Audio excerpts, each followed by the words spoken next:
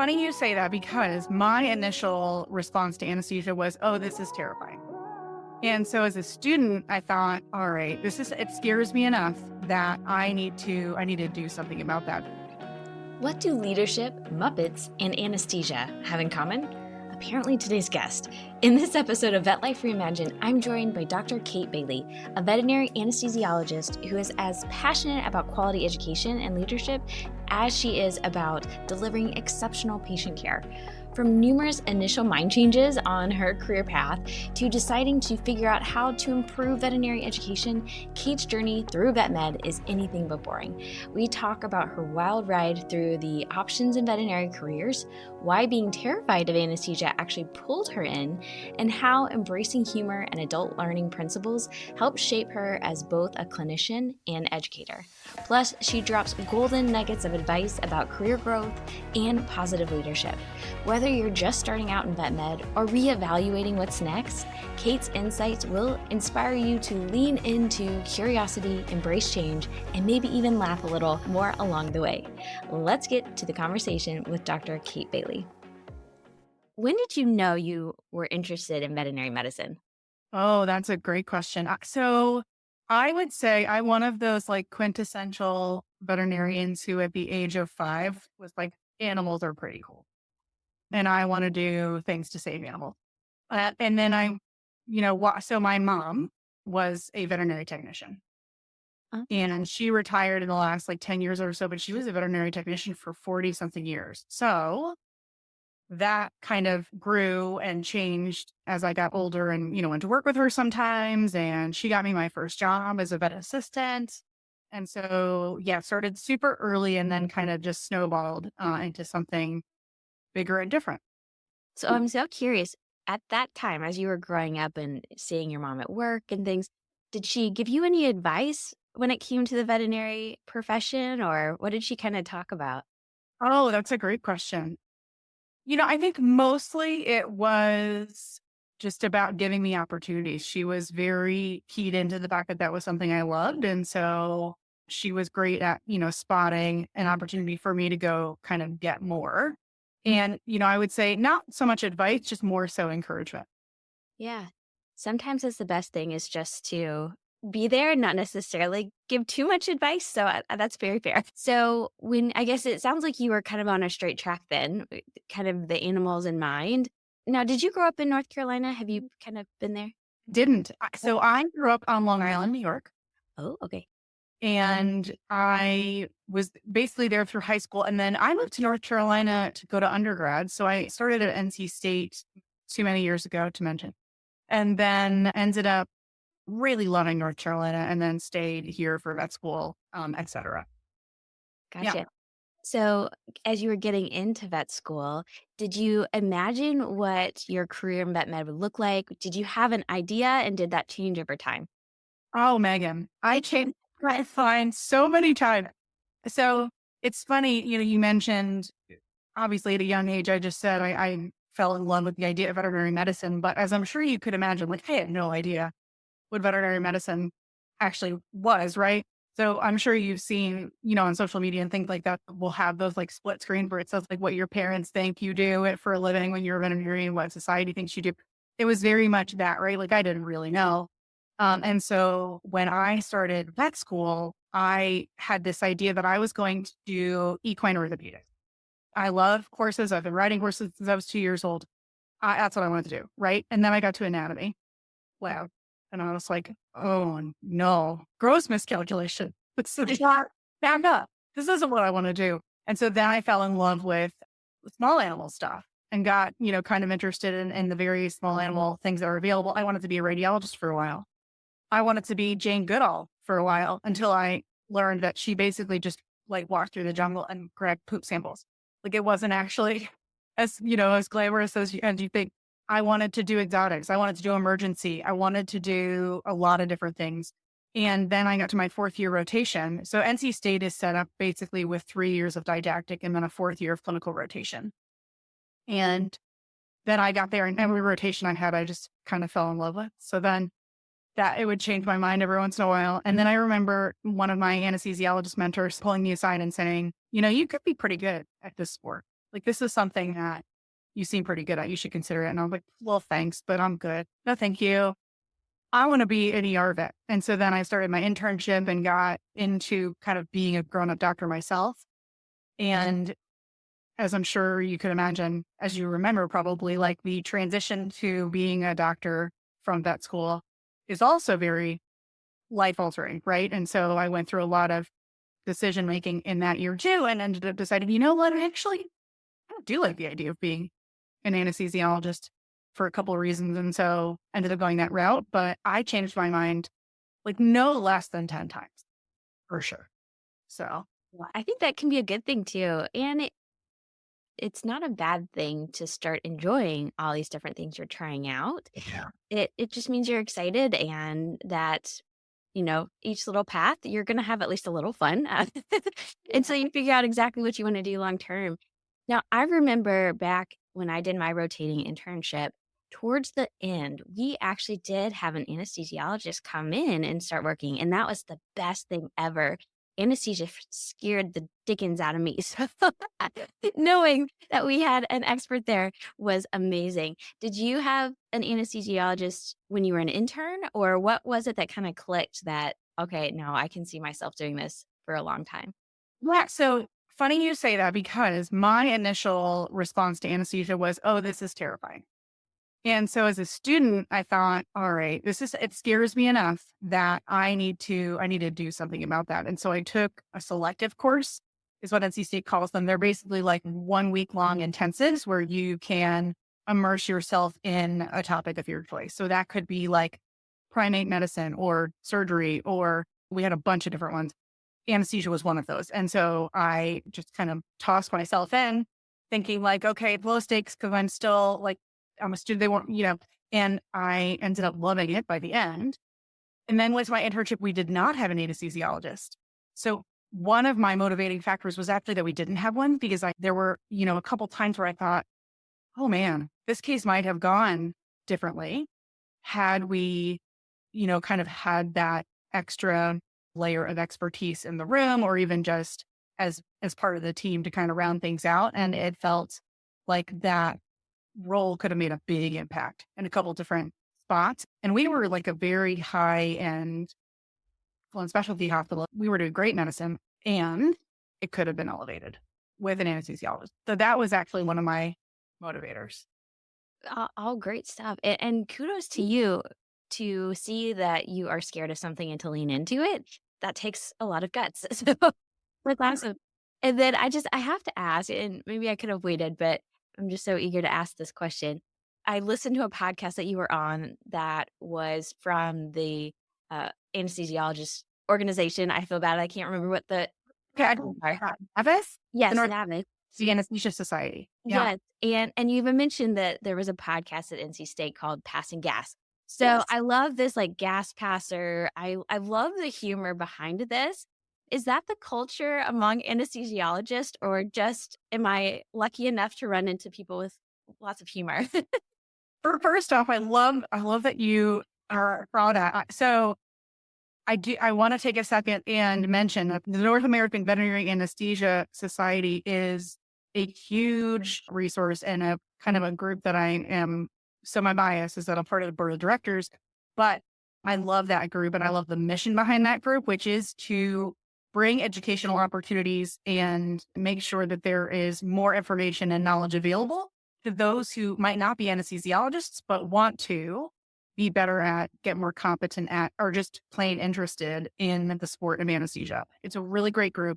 And so, yeah, I did a podcast with Bonnie Gatson for that group and mentioned a podcast that I used to do back when I was faculty at NC State. And that was the Passing Gas podcast, where my colleague, Kristen Messenger, and I would basically host a podcast and we would talk about various topics related to anesthesia. And we would bring on guests from faculty that might have expertise in an area we were talking about. Like as an example, when you take radiographs under anesthesia, what happens there? What's going to happen? Let's talk about atelectasis. And so we had one of our radiologist buddies come on and talk about that, et cetera. But yes, we did. We tried to have a little bit of humor associated with it because, I think when you want students to engage in a thing, So adult education is super important to me, and I'm pretty passionate about that.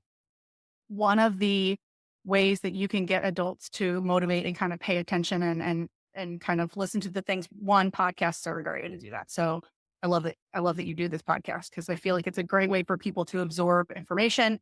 But then also adding that layer of humor, I think can kind of keep people engaged and kind of keep that attention span going. And so that was definitely part of the motivation. I will say that I know a lot of anesthesiologists that fall into like the Muppet, what I call the Muppet category. Like we're all a little goofy. I don't know if that's like universally true, but I do feel like there's a pretty decent percentage of anesthesiologists that have a real good sense of humor. I'm biased though, because I am one of them. Well, that's also really nice when you are nervous about a particular area. And like you said, it can make you feel a little bit more comfortable.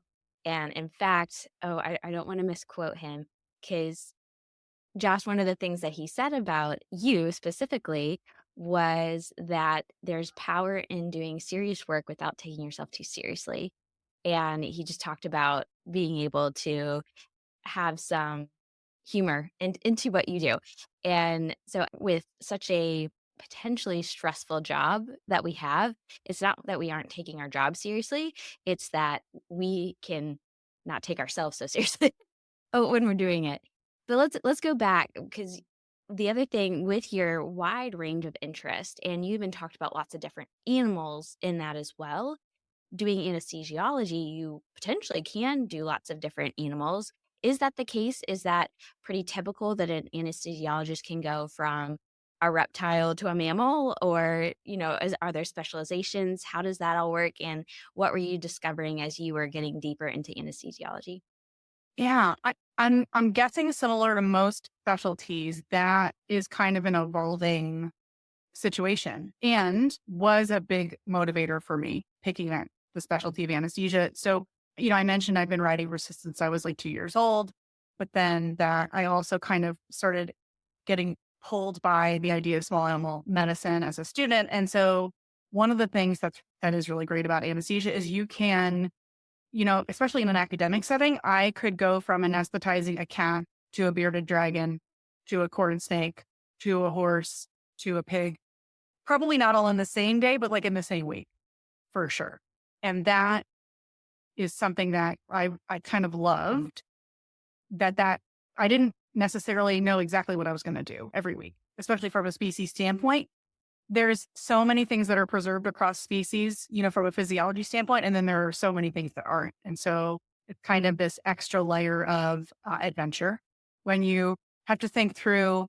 One of the questions I used to ask my residents during training was, you are asked to anesthetize a Martian. What are the questions you would ask? Like, what do you need to know? So like unknown species, it could be, I have to say Martian because, I'm a Muppet, but like it could be just unknown species X was identified, somewhere in the world, and you have to anesthetize it to get more information about it. Like, what questions do you want to ask? Because, there's an algorithm to it, but the differences can make it pretty exciting. So I mentioned it's evolving. And the reason I mentioned that is because there are a couple different ways to, subspecialize, right? So one of the things that is available in small amounts is this idea of like a zoo fellowship. So one of my fellow colleagues at NC State did the zoo fellowship, and she is an absolute expert when it comes to anesthetizing special species. She's amazing. Her name is Julie Balco, and she has dedicated a lot of her brain power and her time to getting really specialized in that area. There's also a lot of amazing anesthesiologists that specifically focus on equine. That is their passion. That's their expertise. And as a profession, I would defer to them and ask questions, especially about some of those more complicated cases. And then there are some folks who really just kind of narrow in and focus on small animal. And, out in the profession, obviously, in a lot of our hospitals that are small animal only, that can be, a really, really good tool to have. One of the things that's coming down the pipeline that I'm really excited about is this idea of a fellowship within the anesthesia college. So we are in the process of going through the logistics for fellowship for pain. And so, that second A, the ACVAA, right? That was just added officially pretty darn recently, like within the last 10 years. So I think we could do a better job of kind of making sure that the profession as a whole knows that that's something we're passionate about and experts about. And I think this fellowship is going to be a really great thing for our patient population. Yeah. But it does sound like there's a range. So if you want to be more general and be able to do that, I never Yeah, know who I'm going to work on today. Or if you really want to niche down, there's that opportunity. And I was listening to, it was a technician who was a VTS in anesthesiology. And she just talked about how frequently things are changing too. So I can definitely see benefit in specializing so you can keep up with all the different changes. for sure. Absolutely. Now, for you, we kind of hinted at it. You were in academia teaching quite a bit. How did you decide to stay in academia? Oh, yeah. This was another one of those, I was really determined to kind of bring anesthesiology to the private practice part of our profession. That was one of my biggest motivators for doing the residency. And then, as the years of my residency kind of ticked by and my thought process evolved, I thought, so I'll back up a step and say that I think as a professional, one of my motivating forces is how do I make sure that veterinarians are really good at what they do and really happy while they're doing that thing they're good at? Because I think when we can accomplish that, then we have the tools we need to deliver the best patient care possible. So over the course of my residency, I think I just identified that if I could stay in the education space and ensure that every student that came through rotation with me, every student that came through the classroom with me had the tools that they needed to take anesthesia knowledge and turn that into patient care, that they were going to be more confident in their skills, that they were going to have a more clear roadmap on how to do that piece of the job, that I could probably make that a more fulfilling thing for them to do so that they'd actually comply, right?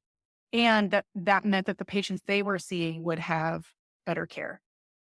All of that to say, it felt like I could probably influence more people in that direction from an academic setting where I had over 100 students coming through a year versus, focusing on one specific hospital.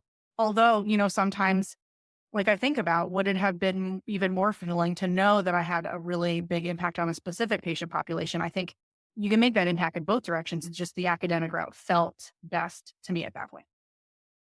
And based off of what I think you started to discover, it sounds like that was a really good path for you. But just kind of reflecting back to the time when you were, specifically teaching, do you have any just very standout stories that come to mind that maybe you think of, oh, wow, that was when it could just been funny that it stuck with you, or maybe like a really proud moment? Any just like really interesting story that stands out? Yeah. So I have two. That's Okay. okay. One is along the vein of you will never get anywhere without failing at a thing. So like, Okay. yeah, something to figure out how to do a better job at that thing. I think like that tends to be a really powerful way, that experiential learning process. It's a powerful way to learn. So I remember as a very early faculty member, I was writing one of my first exams, and taking exams and writing exams are different things, right? So we do this residency, we specialize, we become faculty, and we are given a teaching percentage. And depending, and timeline again, this is a little different. We've evolved quite a bit, I think, in how much we value educating our faculty to educate. We're getting way better at this. And at the time, I did not realize how ill prepared I was to to do this process. So I wrote what I thought was a really great exam. And that exam had some short answer questions in it. And I remember getting back that round of exams and thinking, oh, they didn't get it. Like I wrote this very specific question and I was looking for a very specific answer, and they did not read what I wrote, or I didn't write what I thought I wrote. So I brought all my exam stuff to one of our educational experts, and she went through my exam. She's not a veterinarian, by the way. She was an amazing resource. Mary Wells, she's still at NC State. She took my exam and got a B plus as a non-veterinarian. Uh-huh. So comes to find out, like the educational process for adults is a whole other realm of specialty, right? And I didn't have all of those tools yet, and so she really helped me kind of through the process, but that's, I'm going to call that one of my, like, I stumbled. That was one of my failure stories. And I learned a whole lot about not only how to write exams and like how to approach the educational process, but what additional educational resources I might want and need from that. And then my second story where I thought, oh, I'm where I'm supposed to be. Like, this is the right space for me. We had a day on the anesthesia rotation where this is a couple of years ago now, probably more years ago than I think it is. We didn't have a lot of cases. We just had one of those days where like not a lot of people had stuff that needed anesthetized, right? And so as a support service, our busyness level is really determined on the rest of the clinic floor and what folks need for us to kind of tackle. But I still had 5 students with me that I didn't want to waste that day, right? So if in the old format, we had 2 weeks worth of rotation, that's 10 days, maybe less, depending on their on-call schedule, because we would let them go home and sleep. Like, that wasn't a lot of time, actually, if you break it down. And so I didn't want to waste that time. So we kind of on the fly, I thought about what do we do today to make sure they got something out of this. So I set the little game. We did a relay. I would shout out a case and they would have to set up their stations and their anesthesia machine. And they had to set up the anesthesia machine for the patient I described. They had to leak check it. They had to make sure they had all the things on their table for that patient. And I videotaped it. And it was super fun, but also anyone who has interacted with a veterinarian could probably imagine that veterinary students are wildly competitive. It turned into, it was very Muppety and very fun. And also, I think by the end, like that group of students probably knew anesthesia machines better than most of my other rotations had, because we had this like intensive time for them to kind of autonomously go through and make machine mistakes. And I would make them leave the room and close their eyes, and I would change the machines and give them problems. And I'd make them come back, and whoever could find the problem fastest, like that kind of thing. So gamification, right? Anytime you can gamify something, even for adults, it turns out retention is better, engagement is better, and they tend to get more out of the experience. Oh, I So that bet. was like, oh, I'm doing the right, this is the job for me. Well, And that machine is a big part of, figuring out anesthesia. So that's really helpful. And so, all you talked about, the testing was a big memory for you, figuring out how to appropriately ask questions and do exams. And then also to, fill time, but keep engagement of your students so that they get value. All of these things are educational fundamentals. And so you mentioned that the more you were doing this, you really were intrigued by the actual process of education, more so than veterinary education, just education in general, adult learning. So, do yeah. you mind describing that a little bit more, and then how you decided to kind of pursue that a little more? Yeah, absolutely. This might be a good time to mention, like, I probably changed the way I look at our profession half a dozen times. So, and I don't consider myself to be like the older generation quite yet, although I'm getting there. But, I think this is a really good example of how flexible and wide in variety our profession can be. So, like, if you find yourself in a position where you don't feel like you're contributing the way you want to anymore, there are so many options that still allow you to function within the profession, which is, in my opinion, the best profession in the world, and do that in a way that you feel like you've fulfilled your destiny, like your day, right? So I I mentioned my kind of brain map that got me to, I want to say, in academia, and then had my stumbling block over as a brand new educator. Like, how do I feel like I'm messing this up a little bit. Like, how do I get better at this? So then I got really into this thought of like, anesthesia is a field of expertise, but so is education. And we know this, right? You can get a doctor. I've worked with some amazing people who have masters in education, doctorate in education, et cetera. And one thing that occurred to me that I wanted to help be part of is, how do we get our veterinary students from, I know this kind of database of knowledge, to I can take that data and that knowledge and practice with it. Because it turns out having all the knowledge in the world doesn't help our patients if we can't apply it in a patient setting, right? Or in a research setting, or, in an industry setting somewhere. And I started to look around and realize there were areas of opportunity. Even, in a setting where we're like our mission is to teach, right? We're teaching hospital. That was the mission.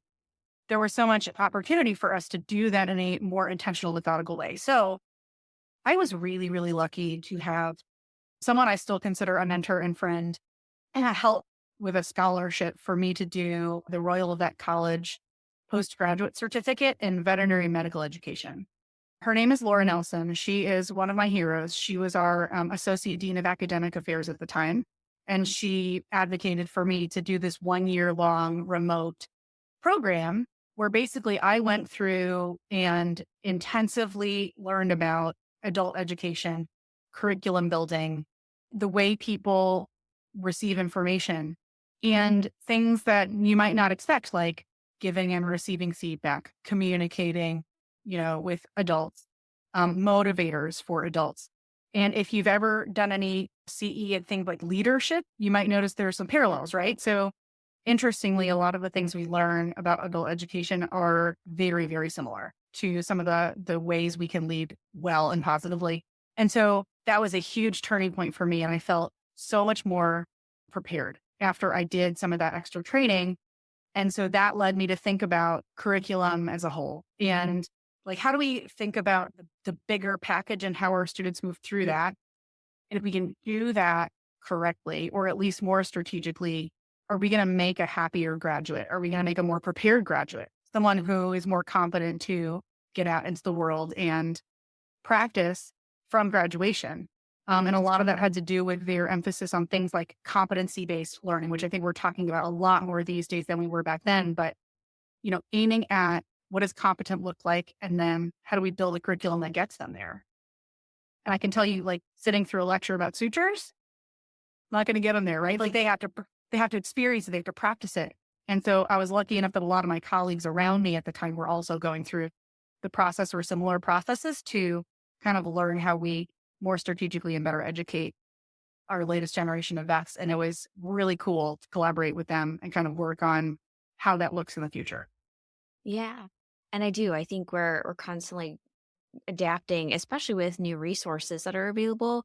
AI, whether that's a good word or bad word, it kind of depends who I'm talking to. But like there are other resources that we can leverage in good ways that hopefully, do you feel the same way? People often talk about like as a society, our technological advances, they talk about the J curve, right? So things have been evolving all this time and then we've gotten this rapid acceleration. So personal opinion, I think that it's, it, it's here. Like these technologies are here. There is a lot of pressure on the veterinary profession to become more efficient. There are a lot of pets out there that need us. Our communities need us. And there's sometimes trouble, right? Getting access to the things we have to offer. Sometimes we run into, stumbling blocks because it's tough to move as efficiently as we otherwise could. And I think there's a lot of technology out there that can help us with that. It's funny you say like AI might be good or bad depending on who you're talking to. And I would say it could be good and bad. Mhm. Like I think there are really amazing, responsible ways to use AI. One of my colleagues that I'm just in awe of all the things that he's doing is Patrick Welch. I think his title is Chief Learning Officer at Ethos. And he has been doing a lot of amazing work, not just with competency-based education, but also with, how to responsibly incorporate AI into our kind of logistical operational workings as a profession. And so he's a really exciting guy to talk to about some of these things.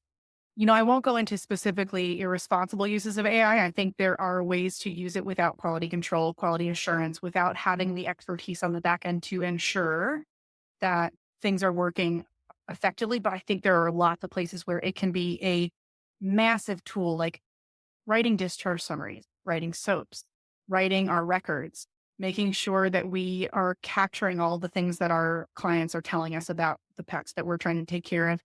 So many ways that technology can help us. And just like education, it's like this whole other land of expertise, right? That people like Patrick Welch are going to continue to work on and hopefully make us better for it. And like we can't ignore those things, right? One other group that I want to call out that bias I'm a part of is Zoetis is partnering with folks in the profession to work through something called Revamp. This is a really exciting project. This is one of the couple reasons why I love Zoetis as a partner. So they have identified, like a lot of us in the profession, that we've got folks who are leaving because they can't, well, for many reasons, right? We have folks that are leaving the profession. And it makes me sad and a lot of other emotions that they are not finding what they need in the profession, so much so that they want to leave. And so, AHA put out this really great white paper on this issue, and they have a lot of great data points to look at. One of the things that this group is kind of looking to help with is actionable resources and steps that might help to keep people engaged in the profession and keep people kind of within what we do, right? There's a couple arms of that were identified as priorities. One of those is technology. The others are workplace culture, which is, a behemoth of an issue. And then the other one was, using your team, using your credentialed technicians to the best of their ability and to the extent of their license to help you every day. And then this third arm is technology. So many more things on that list other than AI, things like your practice management software, just getting digital with online booking, so many things that you can do to kind of make your day less tedious, less stressful, so that you can do the things you actually trained to do.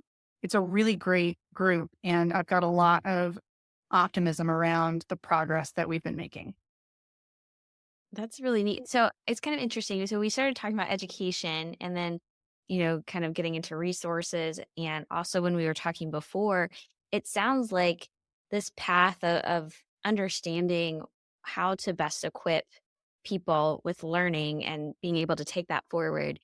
You also started to kind of see this overlap around leadership. So do you mind sharing a little bit more about that and how that kind of started, maybe even another little path for you? Yeah, absolutely. So it is kind of wild to me, actually, how much overlap I saw between the educational content, like what I learned from that postgraduate certificate, and then what I started to grab onto in this kind of leadership development realm. So I, for a time, was the VP of Education and Quality for a company called UVC, which is like a middle-sized hospital, owner of over 100 hospitals. And my job was to kind of build curriculum and educational opportunities to specifically support the folks in our hospitals that needed it. And one of the things that I was not anticipating, but became very clear as I started talking to the folks in the hospital, was that what they really needed and wanted was help, support, education around excellent leadership. And so, I started poking around within our profession for resources for that, right? Because it wasn't in my initial area of expertise. I think it's still not my area of expertise. It's something that I still think I'm a student of for sure. And I met a mutual friend of ours. So, Josh Weissman, if you are listening to this podcast and you have not figured out how to follow Josh Weissman on social or interact with him in some way, like figure out how to go do it, because he's just a fantastic human. So that's one. He's super motivating. He's such a positive guy. And he has done a lot of research on and education around leadership. So because I wanted to be prepared, this is one of the books that I own that is like one of my favorite things. If you don't have it and you are at all interested in leadership or just getting humans to do things in a positive way, I recommend this book. It's called Lead to Thrive. Josh wrote it. He has advanced training in positive psychology, which is a lot of where he bases his kind of leadership approach, which was very attractive to me because I think the thread that I saw through, educating adults to be professionals and then educating adults to be leaders is if you approach that from a positive place, you are so much more likely to have success. So it's not about like fake positivity. It's not about that. It's more about if you can find a way to support your folks and lead them through goal setting and reaching for doing things the way they want to do and will feel fulfilled as long as it obviously contributes to the mission, kind of no matter what that setting is, you are so much more likely to get to the place you want to go, whether that is better patient care, whether that is better workplace culture, whether that's increasing your team's skill set to perform a new task. Starting from that place and kind of making sure people, not just you, but like the people around you are involved in the conversation around picking those things, it's really, really impactful. And so I'm thankful every day that I know Josh Weissman because I feel like he solidified, you know how sometimes you have like all of these thoughts kind of sort of swirling in your brain and you've learned some things by trial and error. He has this great way of taking those things and kind of putting more solid words and structure around it. And I've gotten some really fantastic advice from him. And so I'm really thankful that he's a friend. And I'm sure I'm going to guess, Megan, that you feel similarly. Very much so. Yeah. As you said, you've gotten a lot of advice from him. Is there something in particular that just like is on the top of your mind when you're thinking about that? Yes. And it's funny because now I mostly try to give him credit when I do this, but one really profound piece of advice, especially now as I'm kind of in this chapter where I'm trying to figure out exactly what I want to do next to continue to contribute to the profession. He said, look, there is basically like a pile of things that you will not like in every job you do, right? So whether you are serving coffee at Starbucks, whether you are the CEO of a veterinary company, whether you are raising kids, like all of those jobs are going to have this kind of group of things that are not going to be your favorite thing. And one of the ways that he recommended I go about thinking about what I want to do with my life next is think about that list. Like, what are the non-negotiables on that list? What are the things that you absolutely won't do again? And make that a list instead of making the list in a way where you're deciding what types of jobs you would do. Because if you make the list of things that are non-negotiable that you will not do anymore, the list of jobs that you could do is maybe enormous, especially in vet med, right? Where there are so many choices. Rather than limit yourself by making the list of things, because there could be things you don't even know about yet. Like I didn't know that quality on a larger scale was something available to me until I was recruited into my previous job.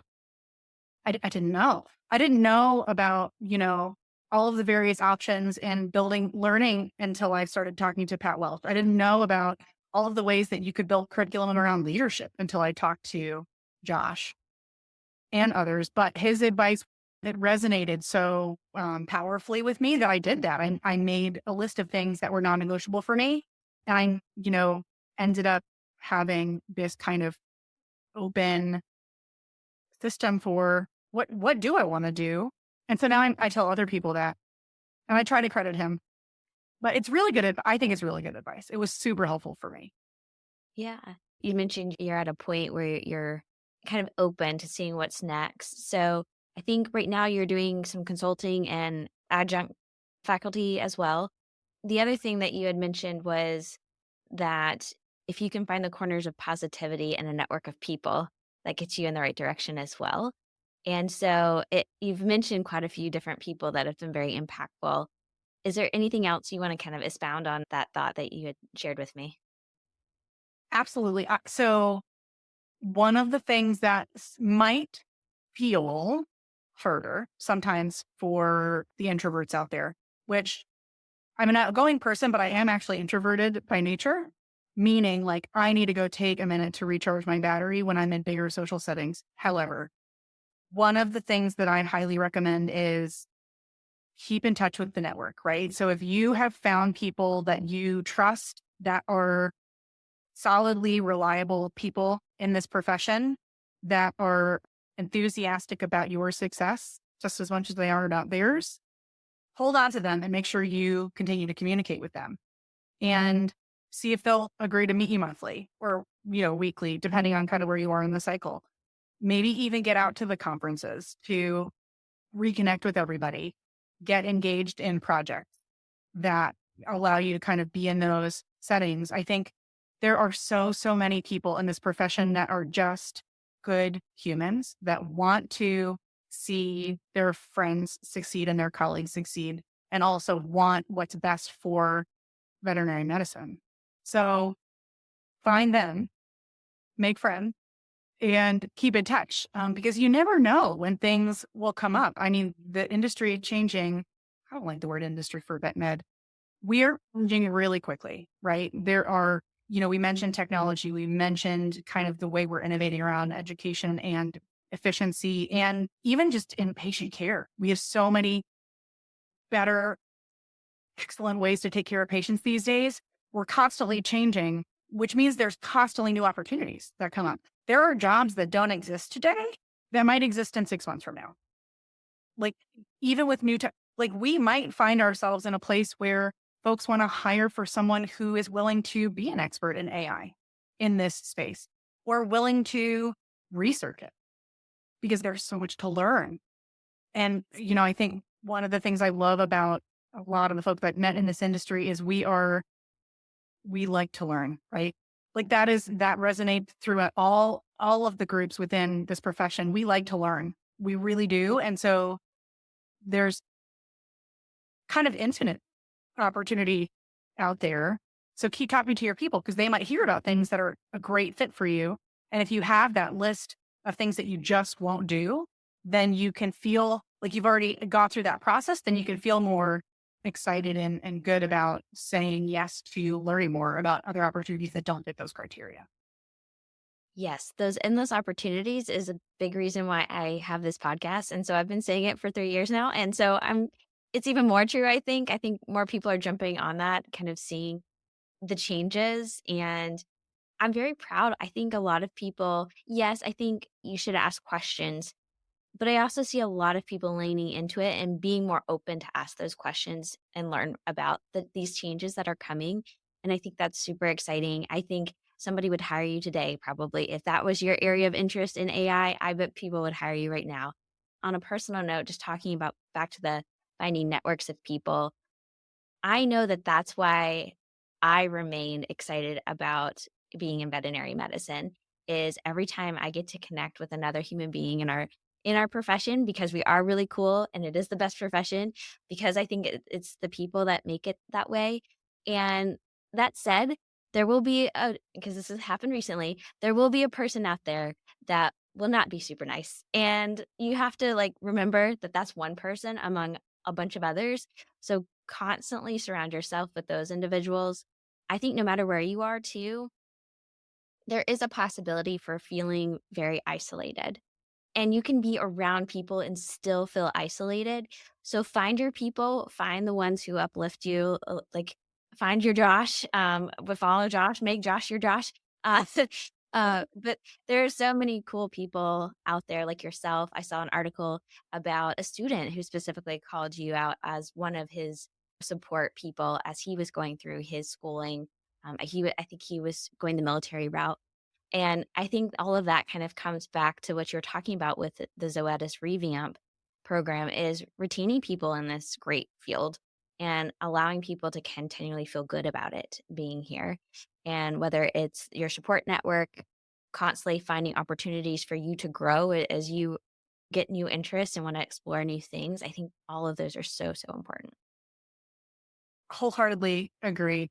And hear you when you say, again, not all sunshine and butterflies, right? Like, there are any industry, right? There are folks out there where you like maybe don't trust and verify. That's what I like to say. So, trust but verify. Ask the questions. Don't let everybody in because that's probably not a great strategic choice. But don't be so closed off that you can't find the great people. Yeah.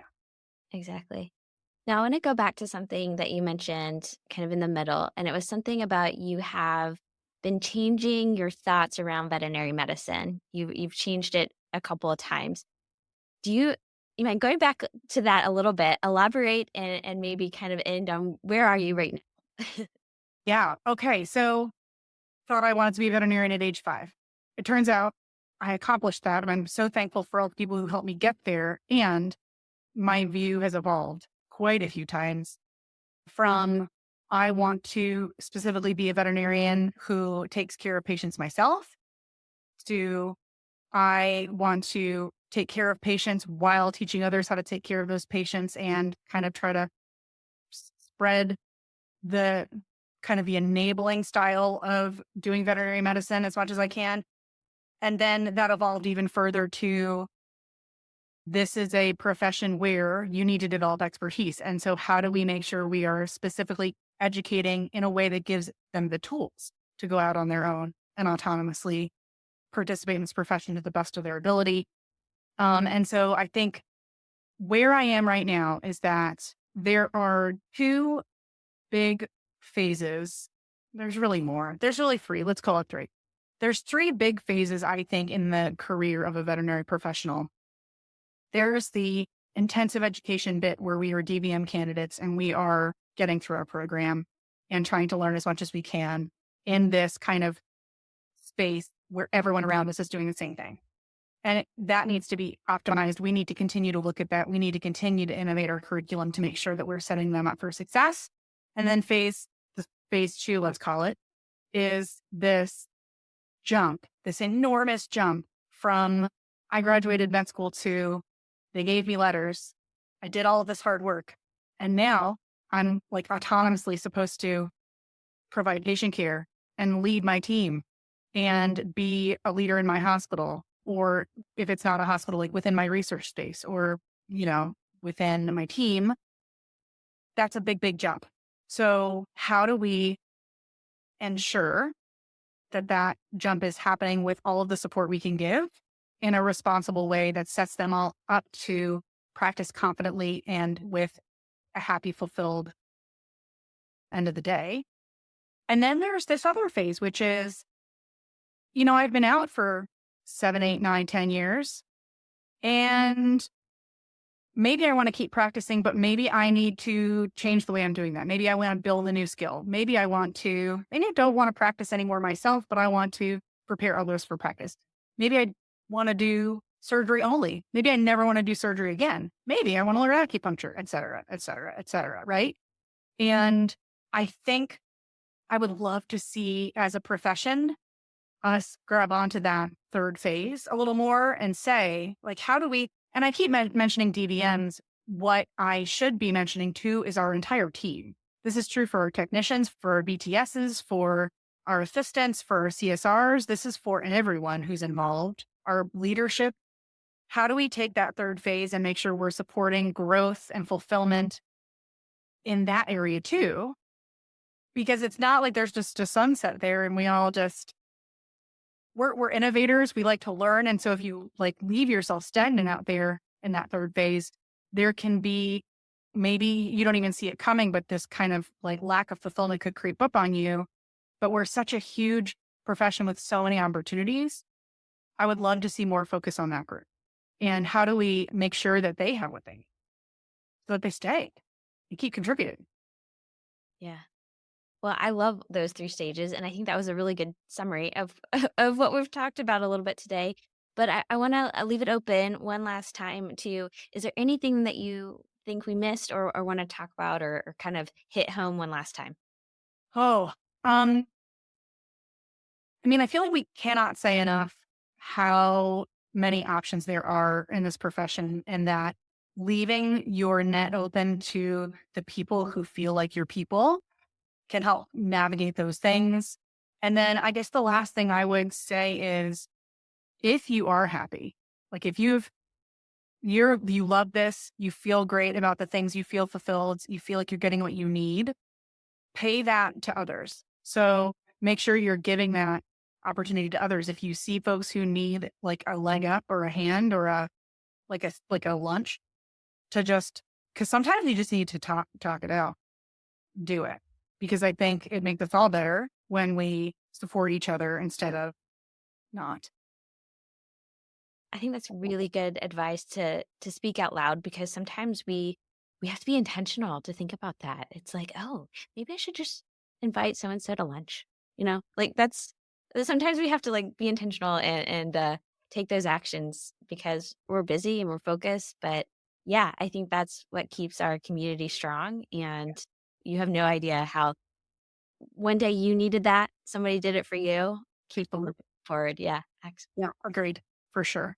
Awesome. Well, my last question that I always like to end on is, what is something you are very grateful for right now? Oh, one thing I am very grateful for right now, does it have to be veterinary professional? No, completely open. So I have a 5-year-old and she is on spring break, and my parents-in-law are amazing humans, and they have taken her to have like grandma and grandpa camp for the week. So she's off having a wonderful time, but it also means that I'm available to hang out with you and go teach on campus and prep for other jobs and things like that. So that I'm very grateful for that this week. I hope you enjoyed this fascinating veterinary story. We can make an impact in so many places. Check out the show notes for lots of resources. Please make sure you are subscribed on your podcast app, subscribe on the YouTube channel, and follow me on LinkedIn where I hang out the most. You can contact me on LinkedIn, on the website at vetlifereimagined.com. And brand new is that you can text me. To send me a text message, find the link at the top of the show notes below that says, send us a text message. I want to thank our longtime sponsors, Fire Consulting and Will Hughes, who support the podcast over on our hosting platform, Buzzsprout. You can support the podcast too. Just check out the show notes for a link. And I hope to see you next time on Vet Life Reimagined.